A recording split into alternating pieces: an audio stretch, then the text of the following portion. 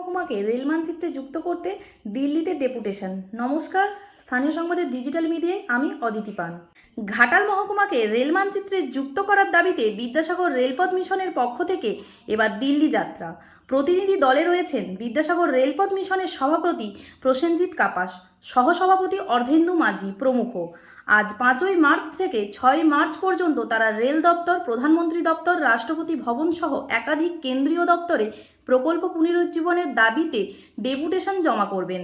প্রসঙ্গত 2009 ও 2010 এবং 2010 ও 11 সালের কেন্দ্রীয় রেল বাজেটে পাঁশকুড়া থেকে ঘাটাল হয়ে আরামবাগ ও চন্দ্রকোনা পর্যন্ত নতুন রেল প্রকল্পের অনুমোদন মিলেছিল, কিন্তু দীর্ঘদিন ধরে এই প্রকল্পগুলি ফ্রিজ হয়ে রয়েছে। এবার সেই বন্ধ হয়ে যাওয়া প্রকল্পগুলি ডিপ ফ্রিজ করার দাবিতেই মিশনের পক্ষ থেকে এই গুরুত্বপূর্ণ পদক্ষেপ। ঘাটালের মানুষ কি এবার রেলের স্বপ্ন সফল হতে দেখবে? উত্তর দেবে ভবিষ্যৎ। ঘাটাল মহকুমার সমস্ত খবর সঙ্গে সঙ্গে পেতে স্থানীয় সংবাদের ডিজিটাল মিডিয়ায় সঙ্গে থাকুন।